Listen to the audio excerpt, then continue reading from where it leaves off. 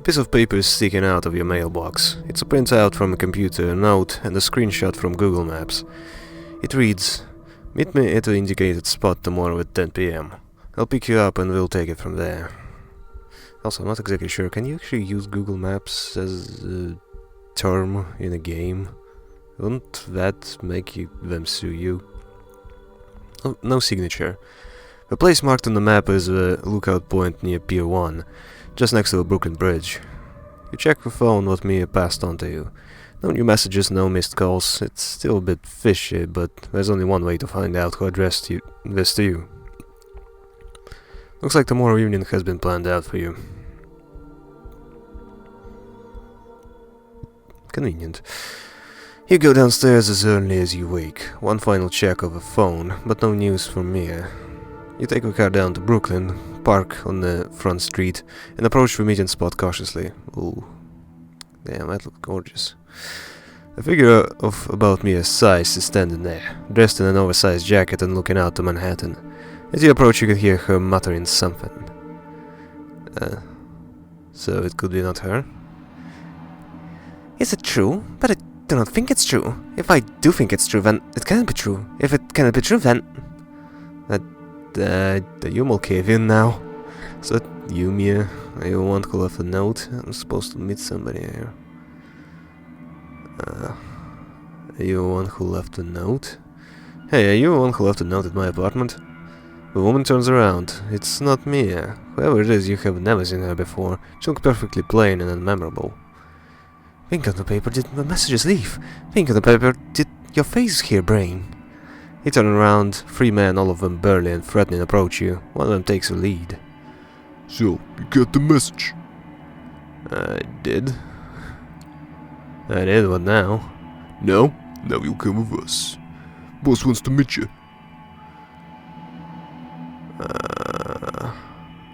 Kaiser? Would be dumb to say.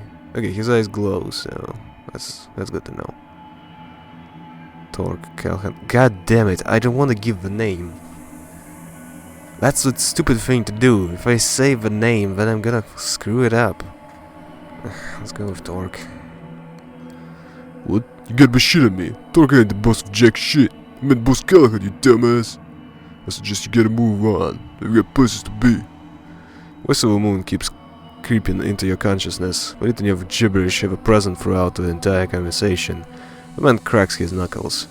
Or we could do this the hard way.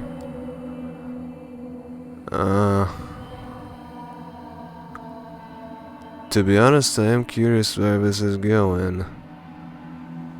But as a broker, I might as well tell him to fuck off. Coming here was a mistake. It's time to blow this joint. Your muscles tense in preparation for a sprint that will take you away from this place and back inside your car. A shriek fills your head. It's a woman. She's ridiculing you, provoking you to stay and fight, to show them you're not to be ordered around. We try to overcome you, but you fight back. You break one guy's nose, dislocate another kneecap. Yeah, who is big and scary now, you fuckers? A stake slams into your chest. The man who talked to you appears before your face, smiling a crooked smile. Do I always have to do everything by myself here? Load him on the boat, you useless cocksuckers. You're barely conscious. It's impossible to tell where they're taking you or how long it takes. A sucking sound and a clear sensation of having a cavity in your chest that wasn't there before. A deep voice breaking through the oblivion you're returning from. I want to do that voice again. Vincent, my boy, you truly are a nuisance sometimes, but you get the job done. That's why I respect you. Thank you, boss. The sight comes back to you. The owner of the deep voice is a curious sight, dressed in what can be described as Victorian clothing, with a monocle and grey and red hair. Is this Callahan? There we go, coming to Avi. Heard you're a spirited one, eh? Vincent is fledgling spirited, would you say? Yeah, boss, sure, spirited. I believe you already know who I am. Yeah. You damn looking motherfucker. Nope, just with your damn looking motherfucker. A fist hits you in your stomach like a meteor. If it hit any harder, you probably would have you're pretty sure your spine would break like a twig. Much obliged, Vincent. Let's get these pleasantries out of the way, shall we? I'm Douglas Callan, Baron of New York. You shall refer to me as boss. Everyone who knows what's good for them does. Now let me make myself perfectly clear. I'm disappointed and you truly disappointed, but I arranged this meeting to allow you to make amends. First of all, I have to make sure you understand what your infraction was. So, do you know why are you here? You can tell me to meet with Torque. I feel like you're dying to tell me. I can't help but feel like you're dying to tell me. Don't get smart at me. He takes your face in his hands, as Vince is holding you in tight grip. He squeezes hard and looks you deep in the eyes. Talk is the reason you're here. Or that little angry strumpet of his, I'm told. Yes? Me? Oh, how I'd love to get my hands on her gaunt neck and wring it until it breaks. But see, I'm a statesman, and it's not the prudest thing to do. No, indeed, the prudest thing to do is to tolerate both her and that blasted ebony-skinned mentor of yours. Look at what the world has become these nights. Here I am, lambast in the black, and a woman in front of a whelp of an Asian descent. Am I supposed to be Asian? My papa, rest his soul, would not believe it. Finished with your rant? Please just let me go. Take it back or else. That racism? Seriously? Hey, you're racist. I'm gonna have to kick your ass. Never mind the fact that you already kicked my ass many times before. Yeah, so I think let's go with more bark instead of bite. Finished with your rant? Oh, Fledgling, you don't know who you're dealing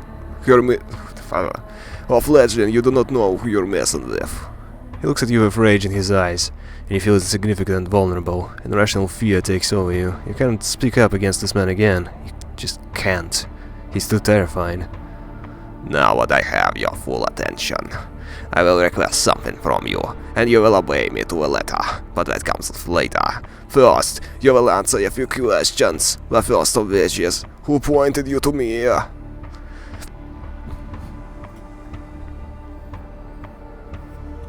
Let's lie out of my ass. No, but it was my idea. Oh really? And what was your intention behind the meeting? I needed Mia's help. How would I know about Torque? I needed Mia's help with something. Oh, come now. You'll have to be more specific than that. I have to know exactly what it is what you discussed. I wanted her to explain the annex to me. She wanted me to do her a favor.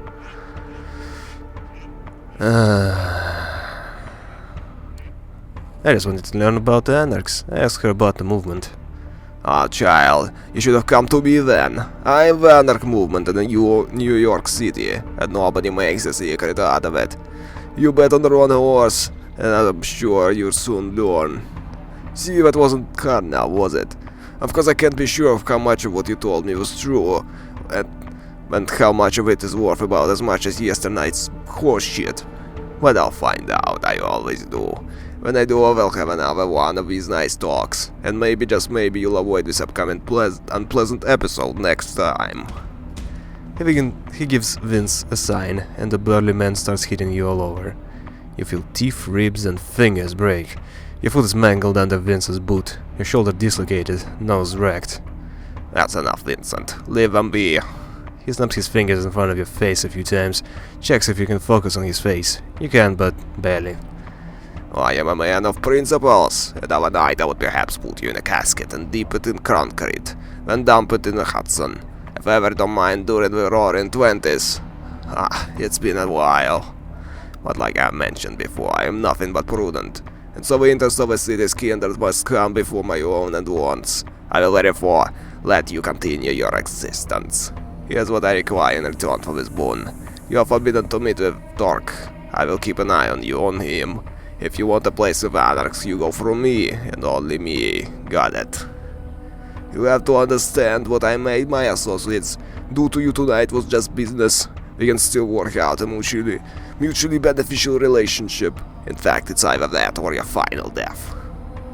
Time to go, Vincent. Take the boat back. Leave the Fledgling here. I think we have a lot to think about. Sure thing, boss. Pleasure meeting your acquaintance. Callahan walks away and so does Vince and his band of thugs. You lie on the ground for a while longer, feeling the blood slowly putting your body back together. Your hunger growing. Oh, I see. Yeah. Blood is showing up now. You could hear the beast calling for sustenance, for safety. For revenge, a distant but pronounced third right now.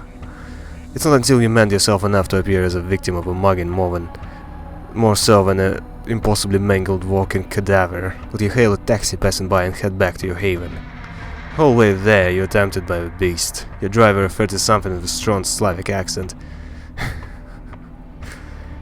an unpronounceable name on his ID, keeps asking if he should drive you to the hospital.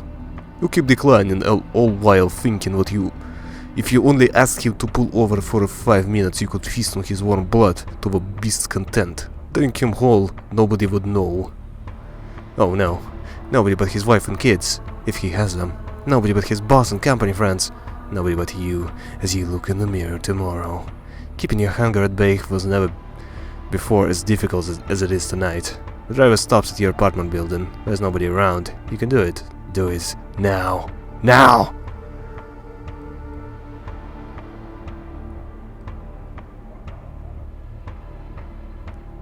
He brought me to my apartment. I think taxi needs to report.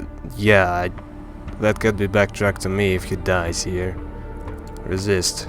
You can pay the driver and walk out fast. Leave the car behind, don't look back. Look back, walk back, feed.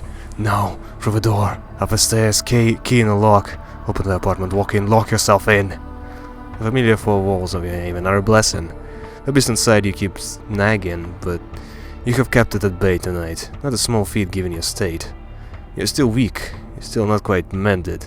You need to rest. Tomorrow you will have to feed again. Tomorrow you will have to consider your next move. Callahan is not the kind of man who quits, but tonight he rests.